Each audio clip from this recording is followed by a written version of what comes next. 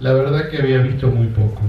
Y me parece que esto tiene un valor enorme y que nos deja plantado un mojón para seguir adelante y nos invita a seguir investigando sobre el tema. Muchas gracias. Gracias, Claudio. ¿Por qué creen que la variable ambiental sobrevuela todo el libro? Eso encontrarán cuando puedan descargarlo y leer la edición del libro que estamos presentando hoy. La variable ambiental entendida transversalmente, cuando hablamos de ambiente hablamos de representaciones, de política, de economía, de cómo nos vestimos, de qué decidiremos comer y cómo vamos a producir. Eso invita a que podamos sumarnos a este rediseño general. Eso hace también el libro que estamos presentando juntos hoy. Le voy a pedir a Victoria que cierre el panel para después sí darle lugar al autor. Victoria Morales Borghetti. Bueno, también muy contenta de haber sido convocada a esta casa de todos los argentinos, a esta facultad y muy especialmente a Julián. Me quedé pensando, muchas de las cosas que dijeron eran las que estaban en mi mente para decir, así que las salteo. Pero sí, creo que me quedo con el final de lo que dijiste, Claudio. Para mí el distintivo de este libro que nos regala Julián tiene que ver con esa segunda pregunta, ¿no?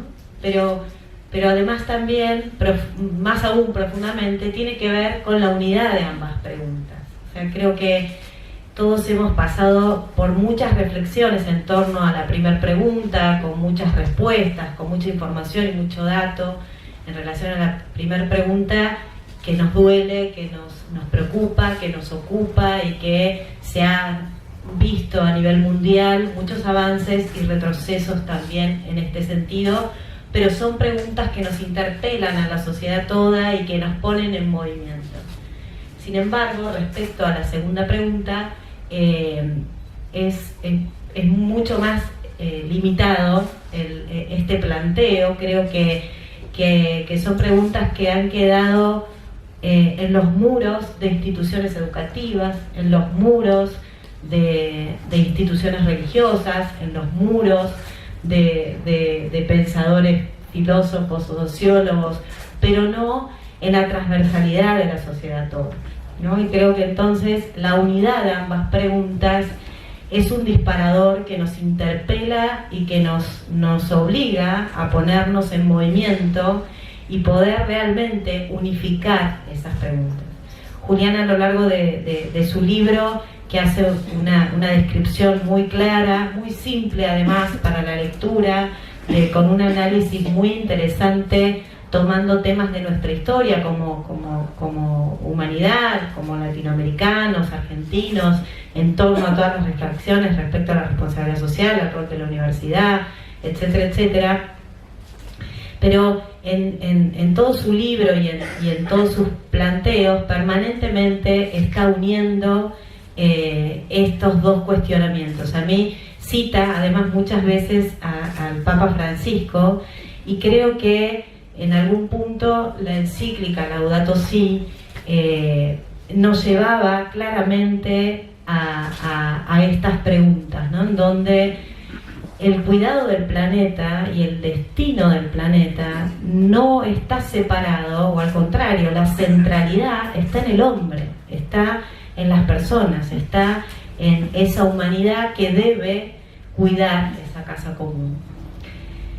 El desafío de la universidad en este sentido, entonces, también me pareció muy interesante, Julián, que planteabas en el libro cómo la responsabilidad social a lo largo de todas las instituciones debe ser un planteo ético profundo, transversal a todas las áreas de las organizaciones, y planteaba cómo la responsabilidad social ha ido evolucionando o no, pero cómo pasa necesariamente por diferentes etapas de madurez, y para que realmente una organización empresaria u otra, sindical, universitaria, de la sociedad civil, gubernamental, digamos, para realmente ser instituciones socialmente responsables, deben ser transversales a todas sus decisiones, sus acciones, sus políticas, sus impactos. Realmente debe estar encarnada la pregunta de cuál es el impacto que genero positivo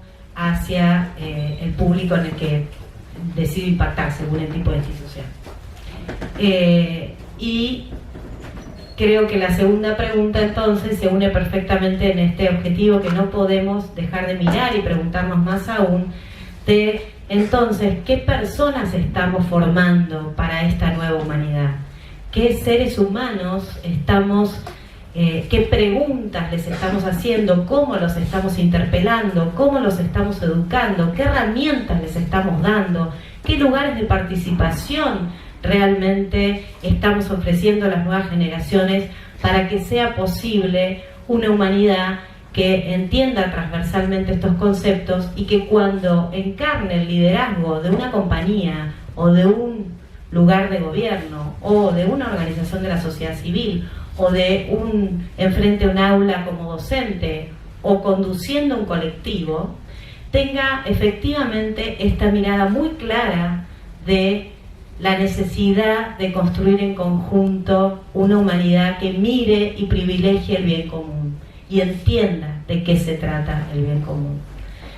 Entonces creo que me quedo, Julián, muy agradecida por este libro y no me respondo a la pregunta. Creo que tengo algunas respuestas tímidas, pero me parece que la gran respuesta la debemos construir en sociedad, ¿no? La debemos construir desde todos los actores sociales que puntualmente en nuestro país, vos hablas mucho de la región y de Latinoamérica y claramente nos abraza una misma misión y una cultura muy similar y debemos entonces poder trabajar en conjunto en eso, pero siendo funcionaria además del gobierno nacional y con una mirada y un corazón muy puesto en nuestro país y viendo los desafíos de este momento y las dificultades grandes que tenemos en nuestro país en este momento, creo que necesitamos poder encontrarnos ante la unidad de estas dos preguntas.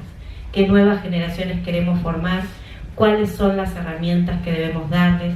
¿Cómo abrazamos e impulsamos y agradecemos a, no me acuerdo el nombre de esta chica de 16 años, a Greta, que invade las redes sociales y que nuestros jóvenes están enamorados efectivamente del mensaje que Greta nos está dando a la humanidad, pero que el mundo adulto no termina de poder acompañar y encontrar, generar esos espacios de participación para lograr un impacto real de desarrollo sostenible.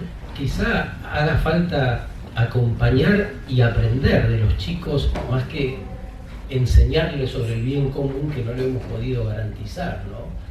Quizá la nueva mirada nos lleve a atenderlos de otro modo, ¿no? Atender sus propuestas, sus deseos, sus pataleos. Greta ha llegado a llorar frente a las Naciones Unidas implorando que los líderes globales se ocupen de lo que realmente importa.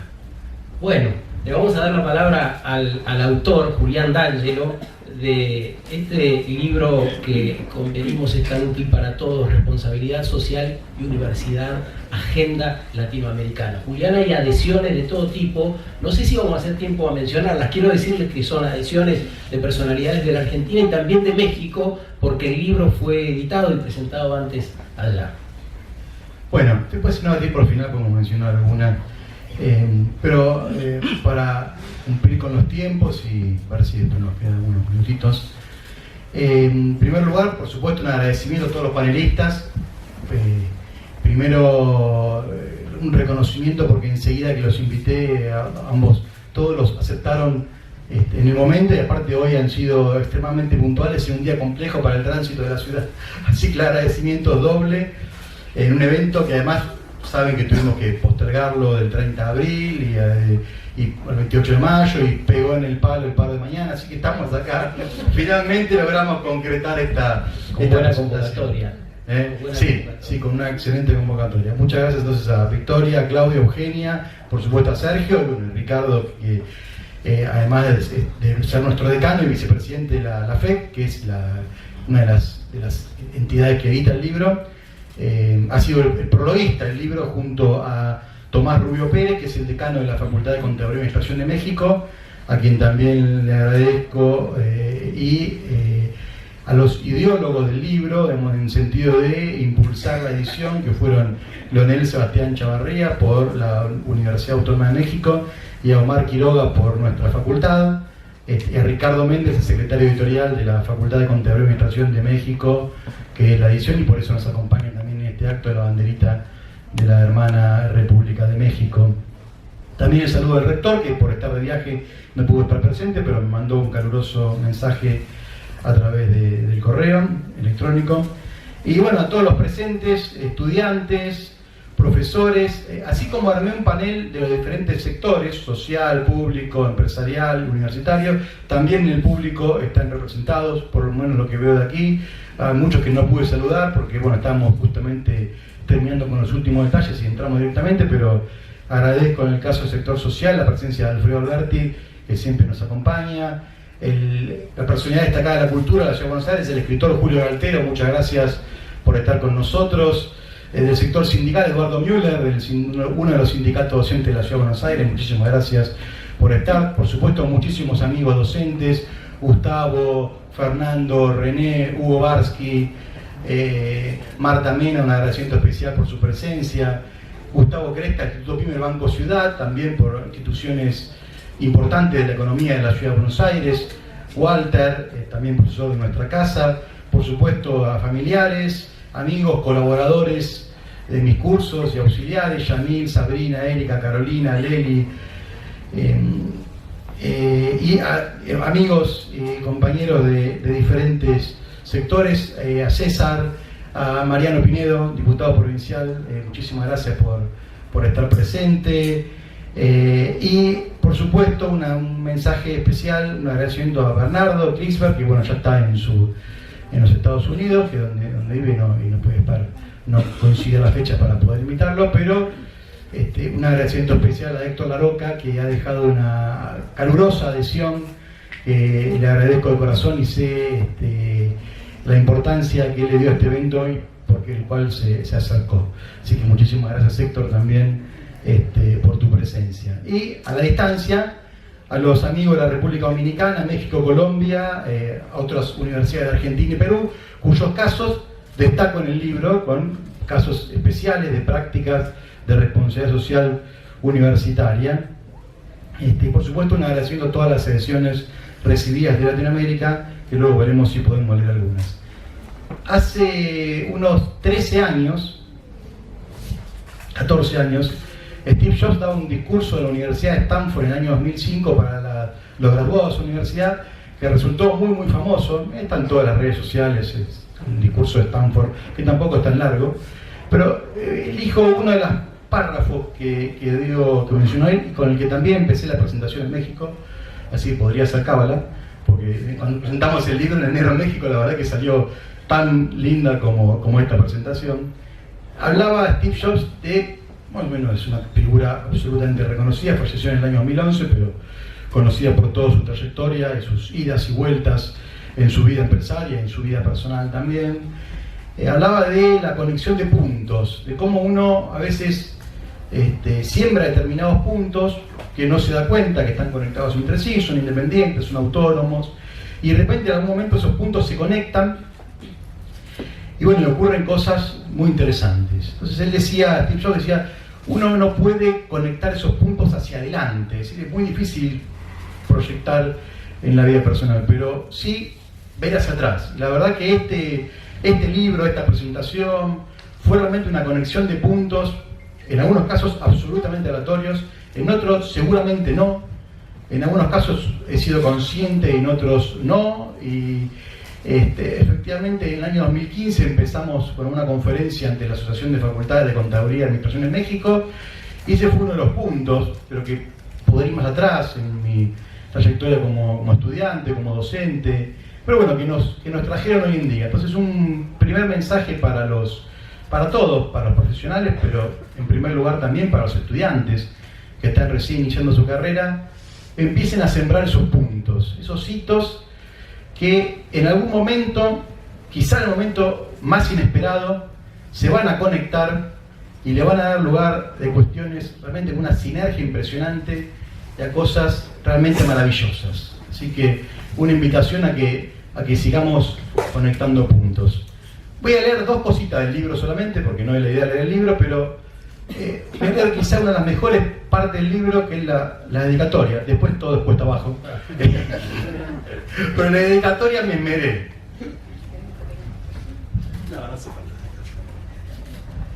En la dedicatoria, y en esto es el punto de partida, digamos, de la obra, está dedicada en primer lugar a la memoria de familiares que me dejaron su huella, por supuesto, mi abuelo Antonio, mi abuelo Gerardo, mi papá Gerardo, que se fue en el año 2008, mi suegro Celso Vicente, que nos dejó en el año 97, cuyos ejemplos de vida siguen siendo una excelente brújula en estos tiempos de tormenta. A Ilan, el amor de mi vida y la razón de todo, me acompaña de la mitad del salón. A Florencia y Vicente, que día a día me motivan a seguir trabajando por un futuro mejor para ellos, que también están presentes. Y traigo este tema porque cuando Sergio empezó con lo de Greta, es realmente, a los que damos clase como Claudio o Vicky, que también participa en muchísimas actividades y es profesora, además de formación, y Eugenia, que también nos ha acompañado en otros eventos, ya de hace más de, no quiero buchonear, pero hace más de una década que nos conocemos. Estamos permanentemente pensando en el futuro, y este libro es una mirada al futuro. Este libro es un grito al futuro, como decía recién Sergio.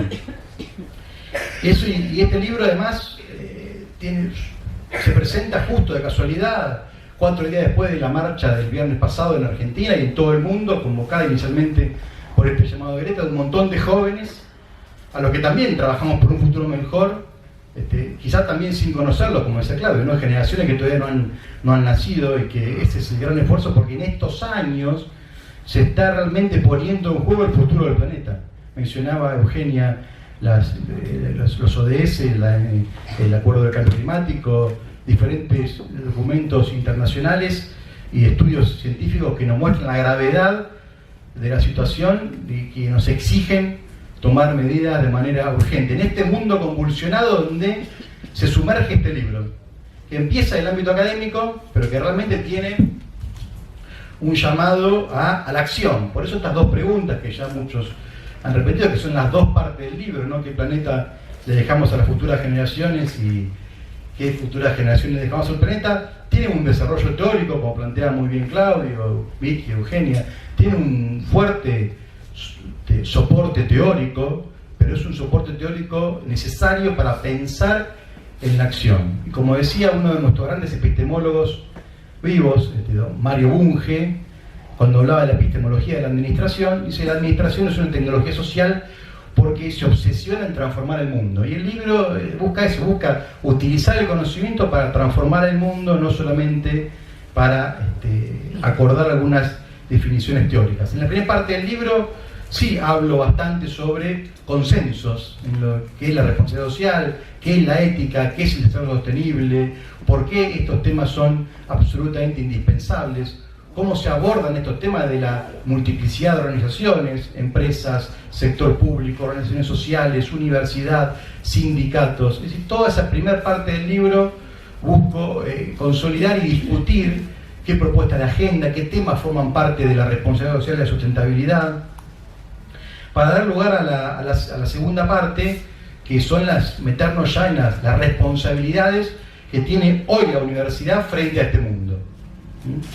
En primer lugar, el gran aporte que hicieron las universidades a la ISO 26000, a los ODS, al Pacto Global, al principio de educación responsable para escuelas de negocios, el PRME, es decir, cómo la universidad también asumió un protagonismo en la discusión, en el estudio y en poner en el centro de la agenda estos temas que hacen al futuro de la humanidad, nuestro presente proyectado a este futuro que todos deseamos. Y también discutir sobre el rol de la universidad y las particularidades que tiene la universidad diferentes a todas las demás organizaciones. Nosotros como universidad tenemos una incumbencia que no la tiene ninguna otra organización, que es expedir los títulos habilitantes. Si la formación profesional es un monopolio de la universidad en nuestro país, tanto sea pública o privada, y ahí tenemos una responsabilidad adicional que no la tiene ninguna otra empresa. Y en parte también la generación del conocimiento a través de la investigación, donde por supuesto también hay una colaboración público-privada, pero también la investigación y fijar la agenda de la investigación. Ahí está cuando Claudio planteaba sobre los debates éticos. También, ¿quién fija la agenda de la investigación en la universidad y en el sector público? Y cómo la universidad forma a los futuros dirigentes, como se planteó incluso en Estados Unidos ante la crisis del 2002 de Enron y en la crisis del 2008, cuál sea la responsabilidad de las escuelas de negocios en la formación de esos dirigentes que fueron cómplices de los grandes fraudes que llevaron a una de las crisis más profundas en la historia de la humanidad.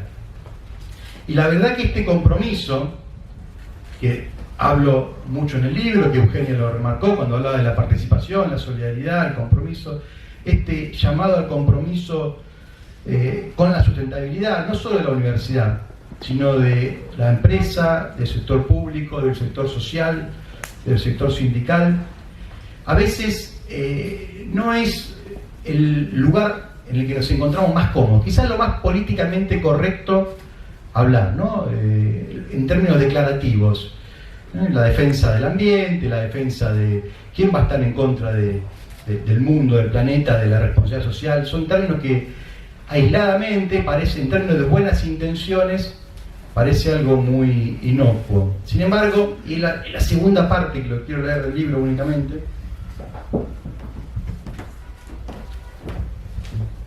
dice el autor: no hay desarrollo sostenible posible con justicia social sin educación de calidad para todos. Y la sostenibilidad y la justicia social son valores que deben asumirse. Son producto de una decisión ética y lamentablemente no se heredan ni son un derecho adquirido. Es decir, que esto es un esfuerzo y es una decisión política abrazar los valores de la responsabilidad social y la sustentabilidad.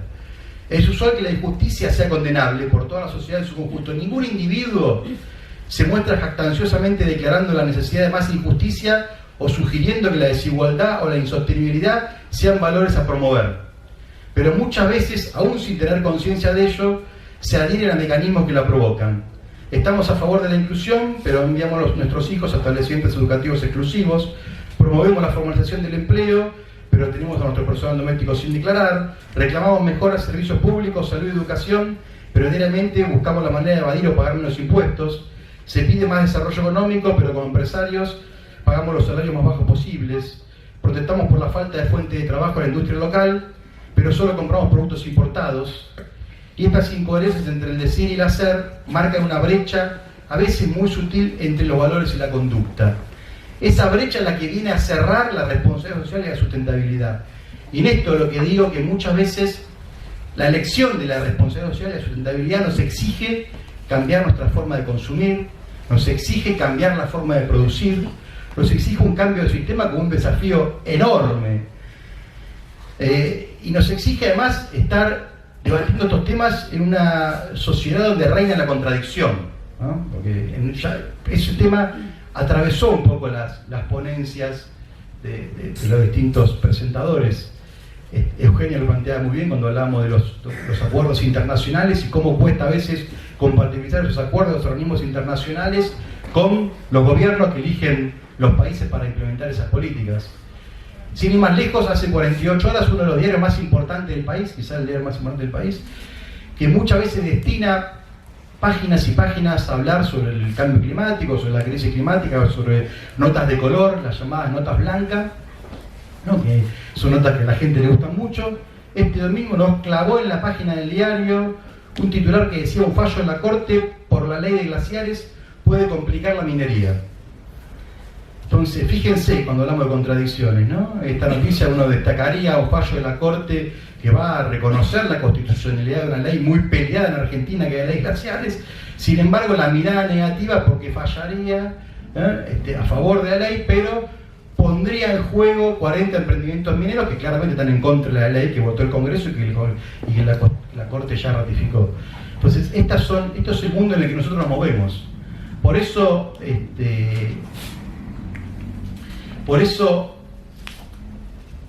contrariamente a la que uno desearía, estas ideas de la responsabilidad social y la sustentabilidad son ideas que siguen siendo discutidas y puestas en debate. Hoy acá seguramente estamos todos los que compartimos estas ideas, pero desde hace muchísimos años, desde ambos extremos, la derecha y la extrema izquierda, se viene cuestionando. La derecha liberal, ¿no?, que sigue pretendiendo que la economía sea algo absolutamente disociado de la política, que sea una ciencia sin valores, que el Estado no se entrometa, es decir, que no haya organismos que se encarguen de proteger a los sectores más desfavorecidos y más postergados. Y la extrema izquierda, que cuestiona nuestro debate sobre la sustentabilidad y la responsabilidad social desde adentro del sistema, ¿no? Como si estos temas solo pudieran ser planteados una vez que el sistema sea derrocado de manera revolucionaria. Bueno, lamentablemente nos toca la posición más incómoda, y en esta posición es en la que nos movemos, y además con una discusión que es transversal en todo sentido, no solo en términos políticos. Por eso me encanta, aparte la diversidad política del panel y del público, sino también en términos empresariales. Es decir, acá realmente hay una alianza en favor del ambiente, en favor de la responsabilidad social, que atraviesa todos los partidos políticos, que atraviesa incluso a las grandes corporaciones, a las pymes, que atraviesa a las universidades, que estos debates se siguen dando adentro de cada una de estas instituciones, y que lo que tenemos que construir justamente son estos acuerdos transversales alrededor de una plataforma. Y esa plataforma ya existe. Esa plataforma son los ODS, que es la agenda política de Naciones Unidas, que está muy cuestionada por los nacionalismos, por los gobiernos populistas, que está muy cuestionada por los sectores ultraliberales, pero que sin embargo se ha generado a partir de uno de los procesos participativos más importantes de Naciones Unidas. Los ODS surgieron de una consulta a la población directa, donde participaron millones de ciudadanos en todo el mundo, y ha costado muchísimo esa construcción de abajo hacia arriba, que involucra una agenda no solo para los países en desarrollo, sino con compromisos para todos los países. También el Pacto Global de Naciones Unidas está cumpliendo 20 años, también la encíclica de Laudato Si nos da un fundamento muy sólido para estos acuerdos necesarios. Acaba de cumplir recién en mayo 4 años. Acaba de cumplir también recién un año un documento que no es muy conocido, pero que debería ser estudiado en la universidad, que es el documento también de la Iglesia Católica, Consideraciones para un discernimiento ético sobre algunas cuestiones del sistema financiero, que no tiene que ver solo. Es un documento donde pone en debate de vuelta la cuestión de la ética en las decisiones financieras. Son documentos con valores que vuelven a poner en debate cómo estamos gestionando las organizaciones de hoy en día. Entonces, en estos documentos, que no son solamente un conjunto de buenas intenciones, sino que son una agenda y una plataforma para la acción, estos son los documentos a los que tenemos que promover, con los que tenemos que comprometernos y con los que tenemos que militar en un sentido no político partidario, sino social, desde las áreas de responsabilidad social y sustentabilidad de las empresas, desde las universidades, desde el sector público, desde el sector social, por supuesto. Es decir, es realmente, y este libro se sumerge, y este libro es un aporte también a esa agenda en toda América Latina. Es decir, es un libro con un fuerte contenido teórico, que parte de una realidad también latinoamericana, que es la última parte del libro, también es generar nuestro propio modelo. Aquí en Latinoamérica tenemos las mejores redes de pacto global del mundo, la mexicana, la colombiana, la argentina, en la que Claudio integra la mesa directiva. Tenemos nuestra propia impronta, nuestros propios desafíos. Tenemos que aprender, ¿no?, de nuestras propias experiencias, quizá dejar de ir a ser cola de león de las experiencias norteamericanas y europeas y empezar a ser cabeza de ratón y ser punta de lanza del cambio junto con México y junto con otros países que Latinoamérica necesita, y desde la universidad, en la formación de las futuras generaciones, en generar un conocimiento que la sociedad nos está exigiendo, nos está reclamando, y en seguir extendiendo esta universidad a toda la sociedad, como la propia reforma universitaria, que ya está próxima a cumplir 101 años, nos exige. Así que muchísimas gracias a todos por su presencia.